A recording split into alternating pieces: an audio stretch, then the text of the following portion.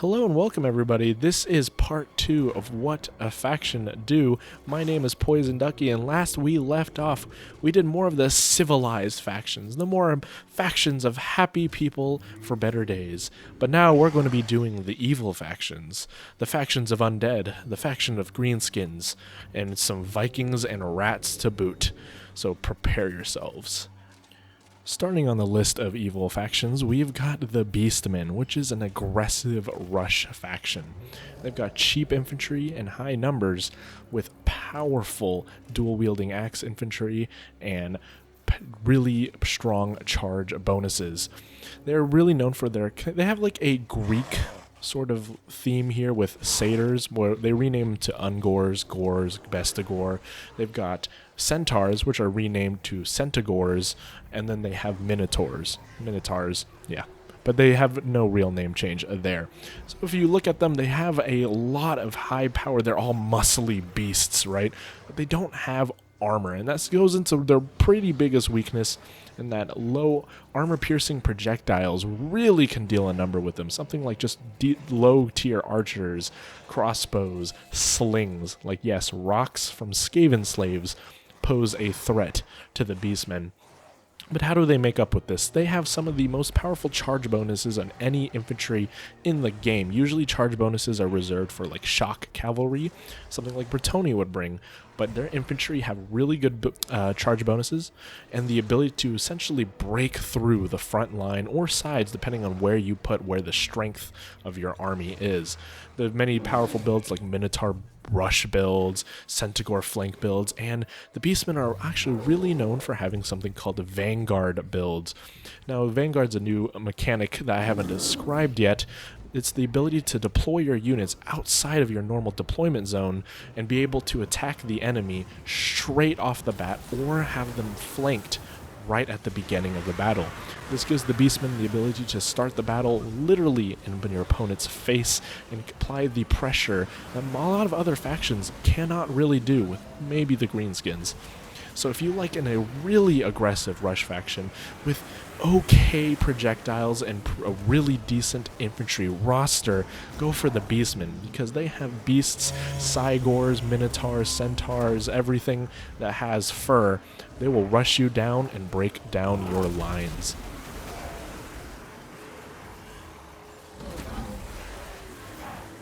Next up on our aggressive factions, we've got the Greenskins. Now, you might think, oh, Greenskins, aggressive rush faction, but actually, I would like to categorize them as an aggressive balanced faction, with a little specialty in making their cheap infantry punch above their weight. They have this special ability that every single lord that the Greenskin army has called the Wah. It makes it so that it increases your charge bonus and melee attack of all units on the battlefield, including your allies. So Greenskins have a really interesting, like, co-op 2v2, 3v3, 4v4 kind of niche, and that they buff everyone with melee attack and charge bonus, and that makes their infantry be extremely powerful for a small amount of time. Now with this, I do call them balanced, and that's because they have a really decent ranged core of archers, and because of their regiment of renown, the Rusty Arrows, they can deal with armored monsters and armored cavalry with their arrows. They have artillery, which you really wouldn't expect. They have the goblobbers and the goblin throwers, which literally throw heat-seeking goblin missiles at you, which are no joke with a lot of armor-piercing damage. And the most renowned thing the Greenskins have are the mighty, mighty Black Orcs. Probably one of the best infantry units overall in the game, especially for the price. They're immune to psychology, armor-piercing, high armor, high leadership. The only thing they really lack is a little bit of mobility and their lack of melee defense, meaning when people hit them, they actually hit them and they don't tend to block their attacks. Another thing the Greenskins have are great light cavalry, but their heavy cavalry is kind of lacking. They only have boar cavalry, meaning the orcs are riding boars, and boars are most definitely not the best units in the game, especially compared to horses of any sort. They have decent monsters with the Arachnarok spider and some giant play, along with trolls and squigs, but you'll find that the weakness in the Greenskins is actually lot of fear or terror play. Greenskins tend to have a hard time against undead factions, especially like the Tomb Kings, the Vampire Counts, or the Zombie Pirates, because fear is a huge detriment into the army, as low leadership, really high numbers factions have a tough time dealing with all the scary, spooky skeletons that spook in the night. So if you want to play a balanced but powerful, aggressive faction, play the Greenskins and make them feel the pain of the war. The contender for the strongest rush faction in the game is going to go to Norska. While not as mobile as the Beastmen, they have the extreme killing power that no other faction can match, because they have access to mammoths and the best monstrous infantry in the game, looking at Famir and Skinwolves, which are essentially just werewolves. They have an interesting and unique mechanic, which makes it so that the longer they are in sustained combat, the more powerful they get. This is called Rage, as their infantry and monsters stay in sustained long-term combat. They will get more weapon damage and even physical resistances. Now, they have a limited access to range tools, and they usually have rather low range. So they have access to Marauder javelins and Marauder throwing axes, but archers will most definitely have the range advantage here, but really powerful tools for dealing with enemy monsters and constructs.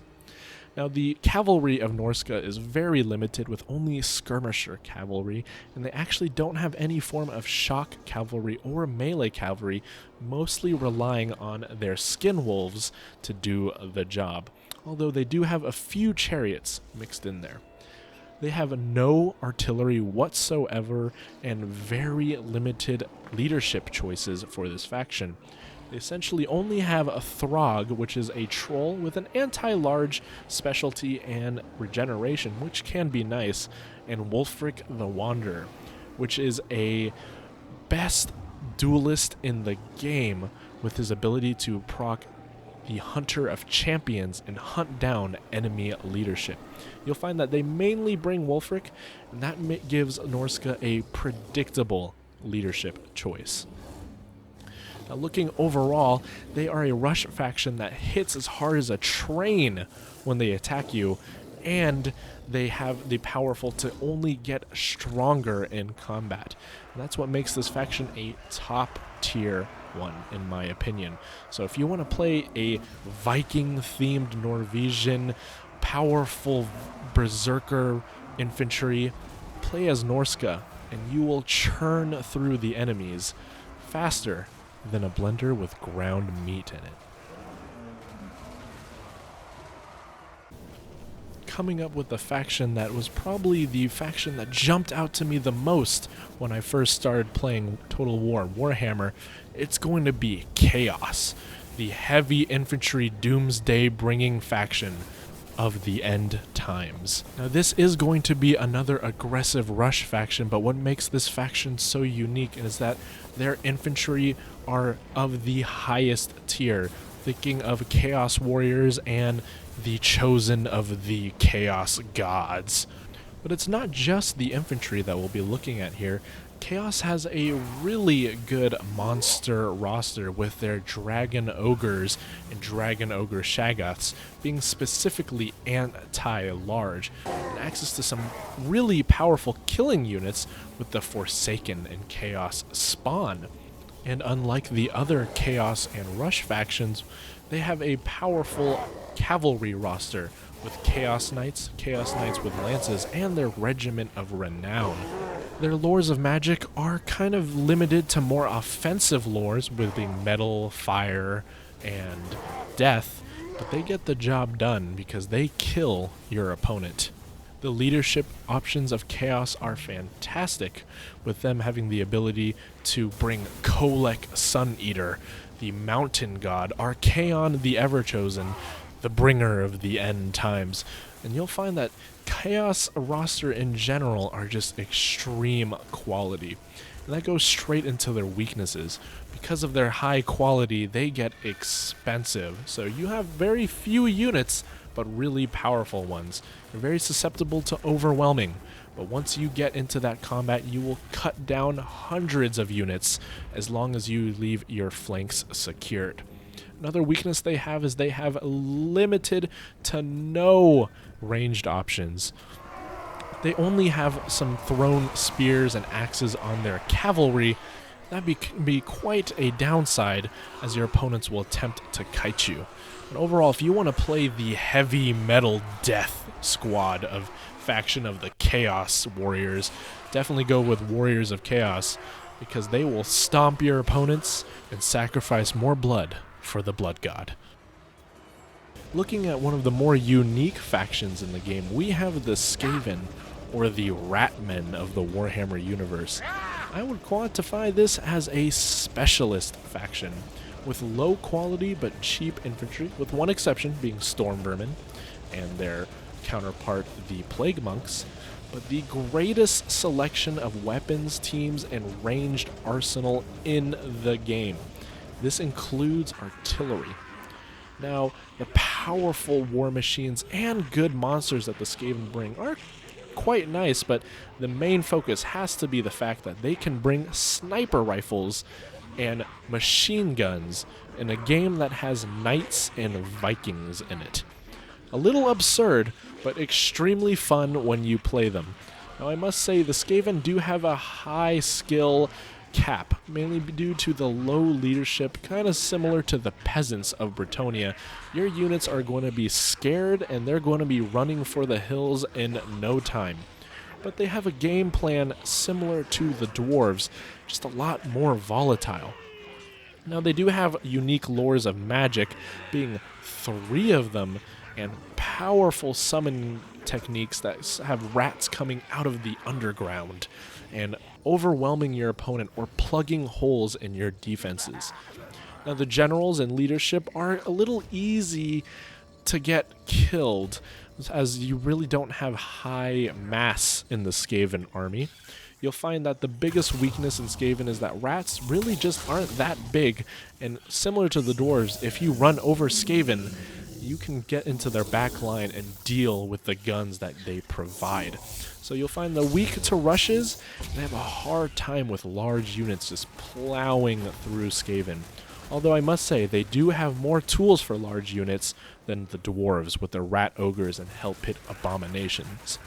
So if you want to play the presentation warp fire of mass destruction faction that just guns down your opponent, play Skaven, because I think they're probably one of the funnest factions in the game, although it's going to be a little tough for you to get the hang of.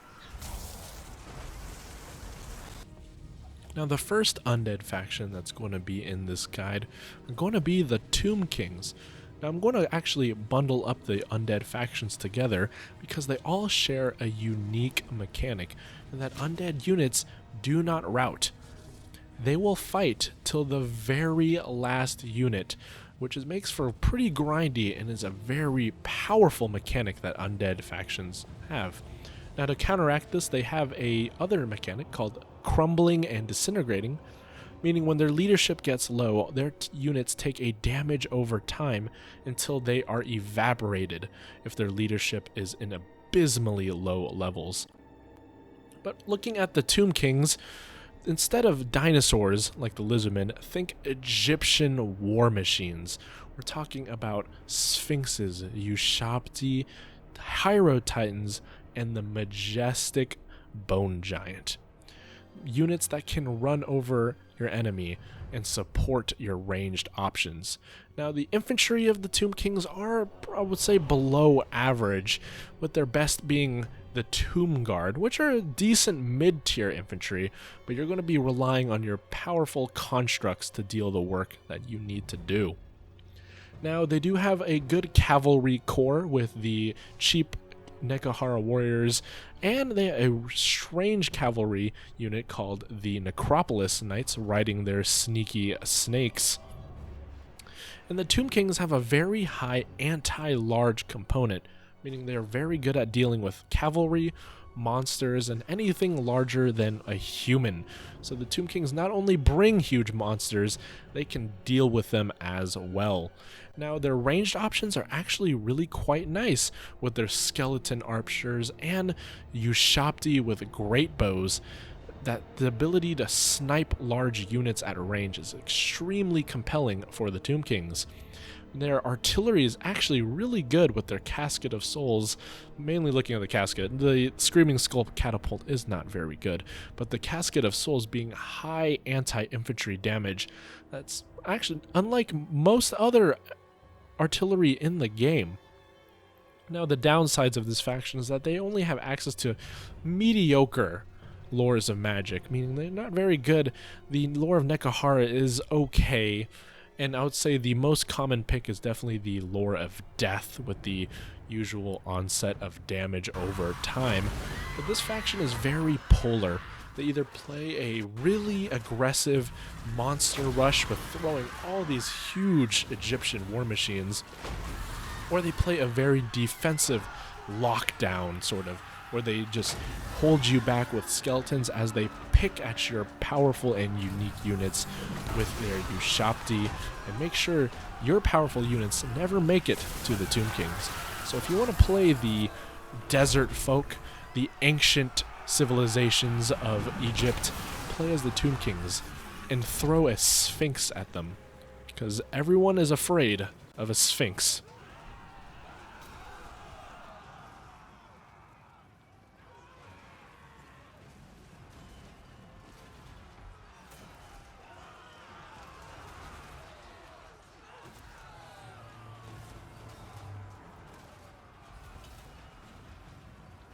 The next undead faction that's going to be on this list is going to be the Undead Gunpowder faction, the Vampire Coast.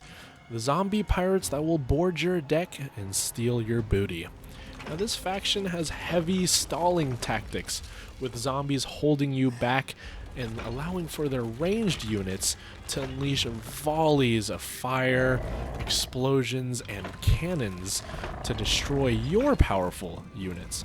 So it kind of goes without saying that this faction has access to some of the best ranged options in the game with their zombie pirate gunnery mobs, and that means they have armor-piercing projectiles, meaning no matter who they shoot, it's going to hurt. Now, a side note about Vampire Coast is that they do have access to monsters and terror-causing units with their animated hulks, their Morn ghouls, and their rotting Prometheans. An interesting unit which is essentially an undead crab, which can hold the line with high defense and really goes with that stalling tactic that I said earlier. So they have cheap infantry that you'll be able to churn through, but their game plan is to throw bombs at you and just destroy you before you can approach the back line. Now, the Vampire Coast do have the best lore of magic in the game, with the lore of vampire, meaning they can heal their units and summon units anywhere they want to, making them a very, very hard faction to take down, because even when you believe you've dealt with their backline, they'll just summon another backline, or they'll plug the holes in their defenses with zombies, which take forever to kill.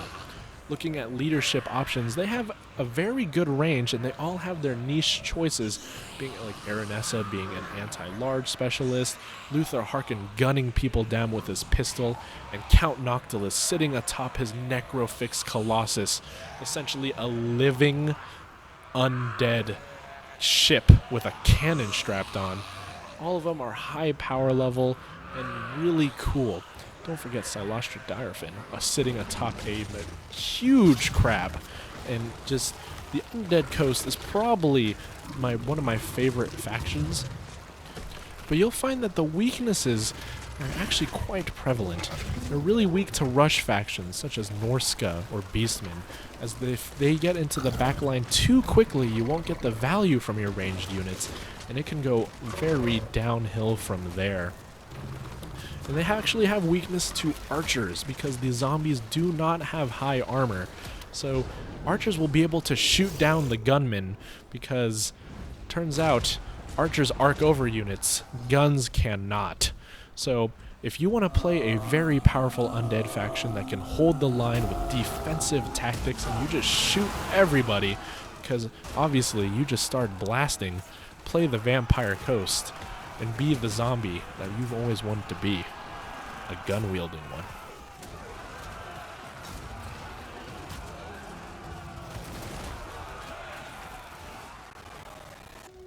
Last but not least are going to be the Vampire Counts, the premier undead rush faction counterpart to the Vampire Coast.